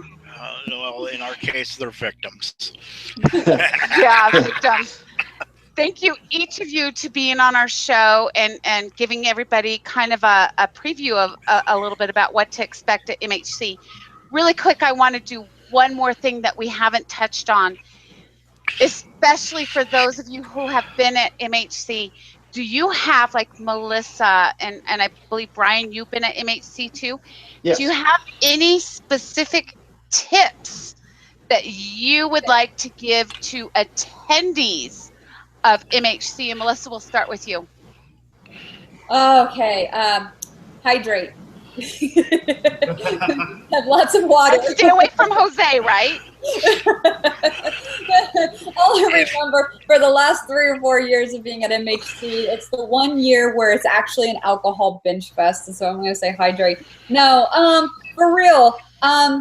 You know, us vendors, we're there because we love what we do, but we do it because we love all of you. So it's obviously not free for us to go to these shows. And so you supporting us is probably the biggest thing that we can ask you to do is, you know, is don't go to somebody and say, oh, well, I can make that and go make it at home. We know you can make it. That's why you're a home hunter. We're there because we're wanting to give something to you, you know, have the same support for us back, you know, so because we love you.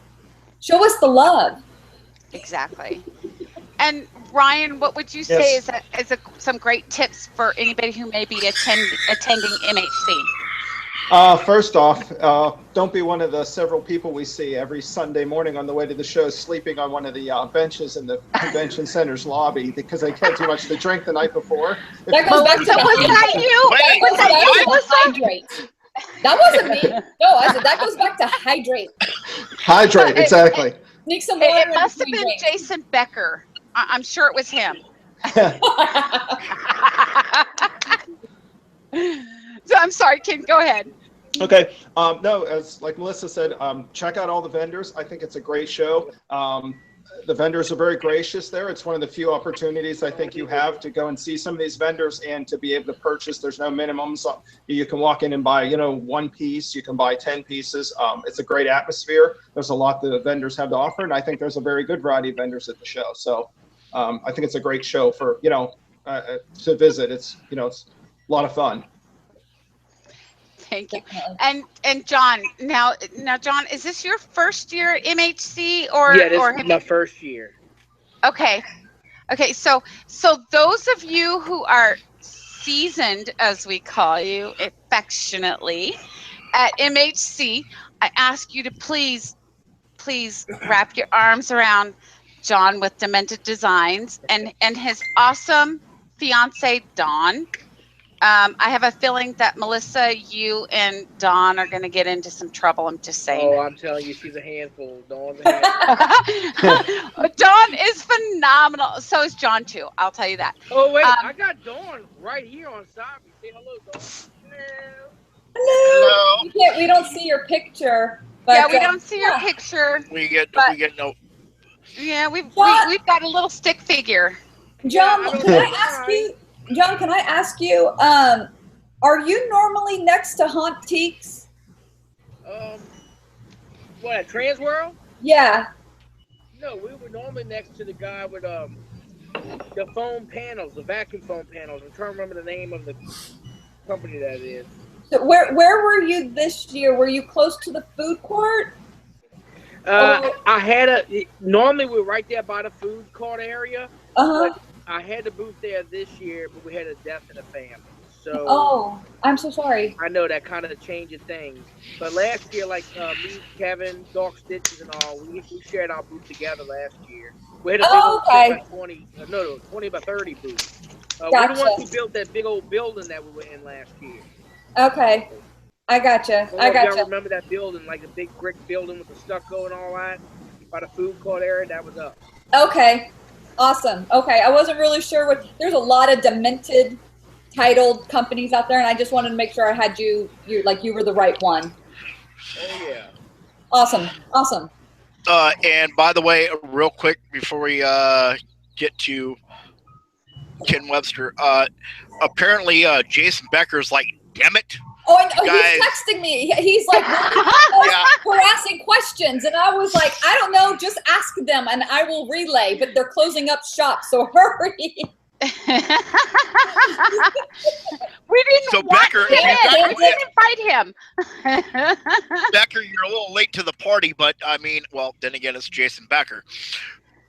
I know why Becker. I know why Becker's late. His man crush isn't here. Right. So because Troy ain't here, Jason's kind of a little depressed because Troy's not here. I know, and I actually think I hear tears coming from Becker because Troy's not here. Well, it's starting to rain around, or I'm starting to get this flood of water going down the street. I'm sure that's from Troy's eyes, and he's 120. I have Kleenex for you. I was going to say, I have Kleenex for you.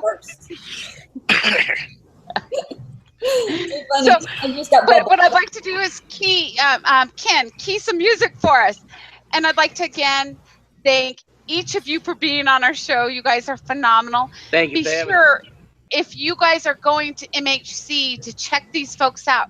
Remember, they're here for you. Don't be afraid to go up and talk to them, and see what they have. Check out their websites. We absolutely love these folks. If you would like to come in live after the show, we will post that link so you can come in and talk to our panel. And again, thank you to each of you. We will also, just so you guys know, we will do a live piece for MHC so we can see kind of the shenanigans and stuff going on. That could be kind of dangerous. But thank you again. Jim, do you have any closing remarks? No, again, I'd like to thank all of our guests for being here tonight. And also for all you guys that are here, have a great trade show. Yes. Thank you. Thanks. Thank you for having me. Remember to keep us in mind. We wish we were there. Yes, for us that can't attend, I'm depressed. I wish I was going. Yeah. I really want to be there. Me too. Thank you again, and we will see you guys soon. Thank you. Absolutely.